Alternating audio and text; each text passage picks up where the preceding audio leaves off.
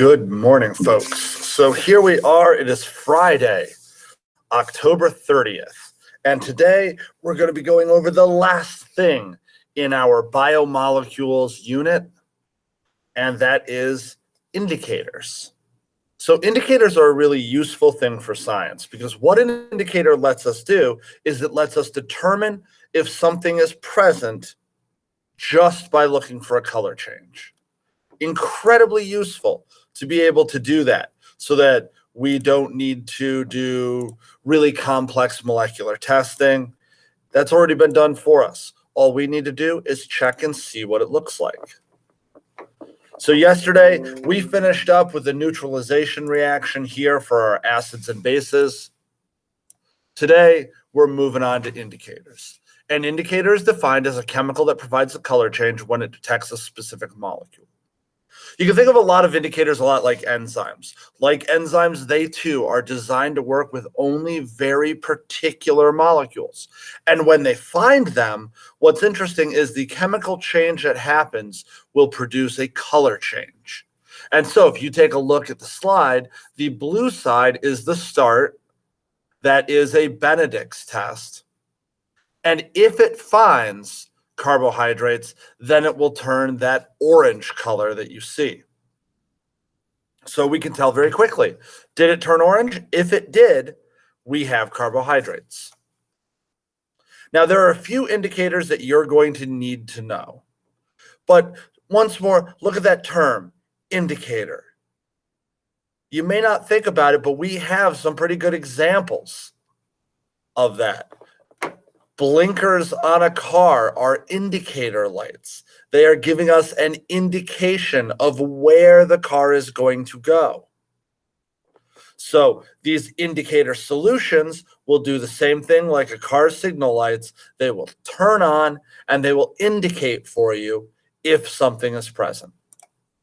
So the first one is Benedict's. This is what we saw at the beginning. Benedict's turns from that blue color to that orange color when carbohydrates are present.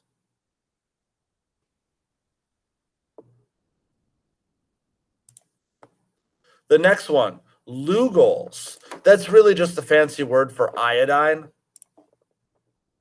But this will turn a blue-black color in the presence of starches. If you remember when we did the food taster lab, we were talking about this, and I said how most people don't have iodine to test with, but if you do, you can certainly use it. Iodine has that golden brown color, and when added to water, it just looks normal. But if starch is present, it's going to turn these purpley, bluish, black colors that you see between the starch and the soy milk. Now, for the lipid indicator, the one on the left that you see is called Sudan 4. And that's what we used to use. But then we found out that it's actually really dangerous and people shouldn't be around it. So that's all gone now. And instead, now we use the grease smear, which you guys should also remember from the food tasting lab.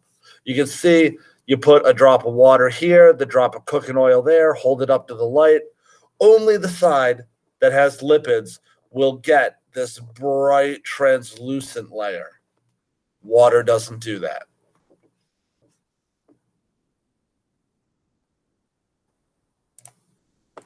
And finally, our protein indicator will tell us whether or not there are proteins present in the sample that you're testing.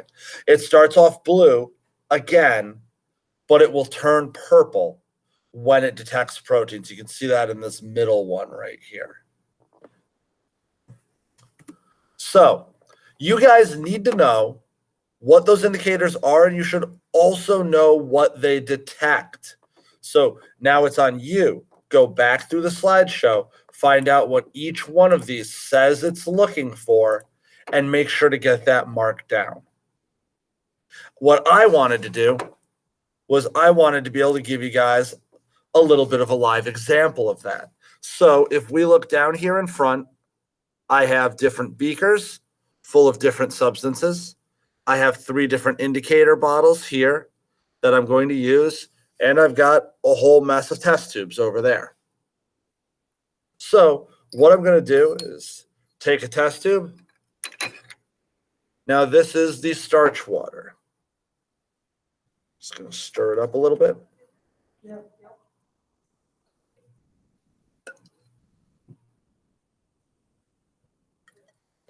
So you'll see it is bright white from the cornstarch that I put in there. Now, if I add Benedict's solution, Benedict tests for simple carbohydrates, simple sugars. Here's what Benedict's looks like, that nice blue color. When I add it,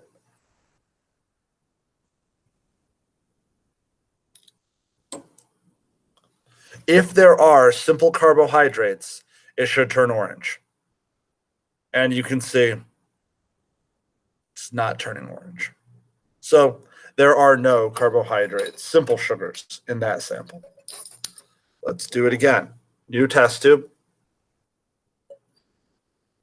More starch.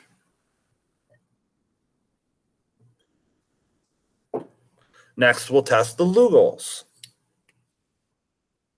Now, Lugol's is the starch indicator. So Lugol's should certainly do something. Here is our Lugol's, that nice brown gold color.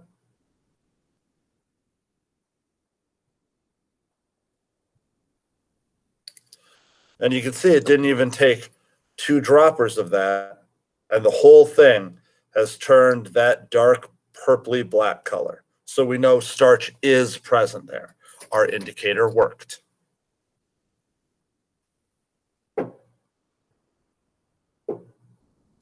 I've got this, which is lab grade gelatin. It's not the kind of stuff that you would want to eat, I hope, but it is very useful to us. I don't know if any of you are aware of this, but gelatin is actually a protein structure. We get it by taking the collagen of animals and boiling it down. You know, bones, cartilage, the parts that we can't eat.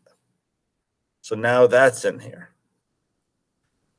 Now, if we add our burettes, this is our protein indicator, it should turn purple because we know this is protein. Burettes test for protein.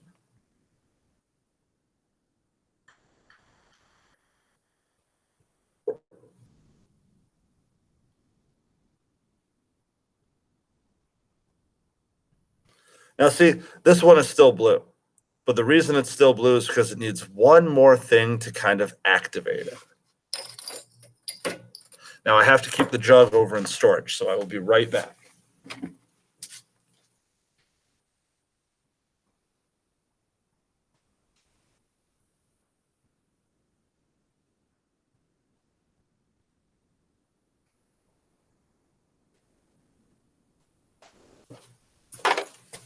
So this is sodium hydroxide. It's a base.